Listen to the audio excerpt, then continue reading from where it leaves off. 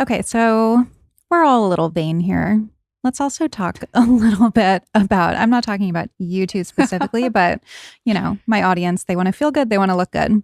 Let's talk a little bit about, let's start with anti-aging. What are some anti-aging hacks, Chinese medicine Right. hacks? Yeah, there are so many. A lot of it, I guess, would more fall into the food category. So there are a lot of like beauty recipes in Chinese medicinal cuisine. One which has gotten a lot of attention in the cosmetics industry is snow fungus. It's also called tremella mushroom I or haven't heard of it. silver-eared mushroom.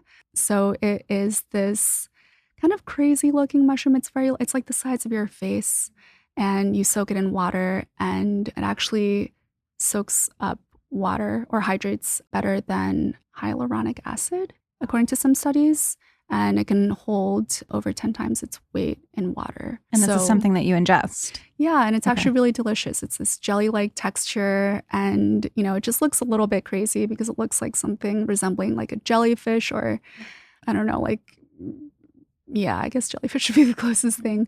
But it's really popular as a dessert soup. So people will have it with, like lotus seeds or goji berries. They'll like put it into an overnight slow cooker, for example. That's usually how I eat it. And it's super hydrating. It's really rich in collagen. And it was known as one of the secret skincare hacks of this, one of the, most well-known beauties of ancient China, Yang Guifei. So her skin was said to be her skin was said to be like so glowing and enchanting that the emperor basically gave up his whole kingdom for her. He was so Wow. distracted by her beauty.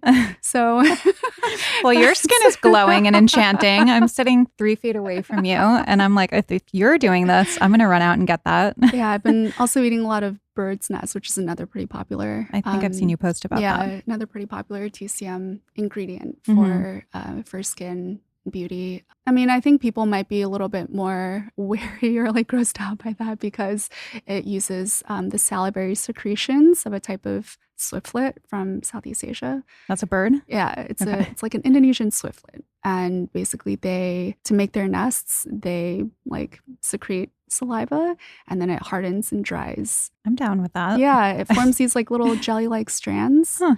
And there are some bad players, so you have to kind of choose, your suppliers wisely. Ideally choose ones that only harvest from abandoned nests.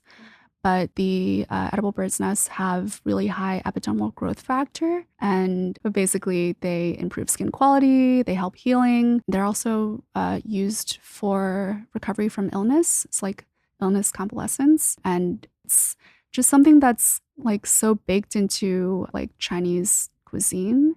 A lot of these kind of beauty recipes or beauty tonics that I don't know, it's just a normal part of like the food that people eat. It's not like a special add-on that It's people not are doing. It's necessarily just the right. lifestyle. It's not even really considered medicinal in some ways, but like a lot of higher end restaurants will serve just bird's nest soup, and anyone can have it, and men will have it. And yeah, like snow fungus is something that people also eat for like post illness convalescence, or they'll just eat every day because it's delicious. Goji berry would be another good one. That's also good for like brightening the eyes. I need that. Your eyes are so bright. Oh my God. We'll talk after. Yeah. And obviously, like bone broths are really popular in Asian cuisine. And, we all know that that's super rich in collagen. There are a lot of, like medicinal dishes that you can take for beauty. And also, what I found really interesting recently, just from my own observations, is that a lot of the most cutting edge treatments in beauty or like anti-aging are directly from TCM. So I don't know if you've heard of something called Volufiline. I feel like am I pronouncing it right? It's this new topical, I think it's an ointment, but I've seen a lot of dermatologists talking about it, and it increases fat where it's applied significantly. So a lot of people are using it for like under eye area, for other areas as well. And maybe I have heard something about that. Yeah, I didn't know the you've probably name, seen but I it think I on heard. socials, and yeah. But that is it's just an extract of, a single TCM herb. And another one called, I think it's called TA83. It comes in a topical as well as a capsule form, I believe. but that is, proven to lengthen telomeres, which, has to do with aging. And that is just a extract of astragalus, which is a super common DCM herb. So I feel like astragalus is finally having its moment Right. in Western Yeah. medicine, not even medicine, but in the Western, exactly. Wellness Right. zeitgeist, And I guess. there's so many of those. And the more you hear about like superfoods, you kind of realize they're all just from like traditional medicine. And like so many breakthroughs are directly just, people kind of finding out what worked traditionally and then like extracting it and compounding it. Yeah.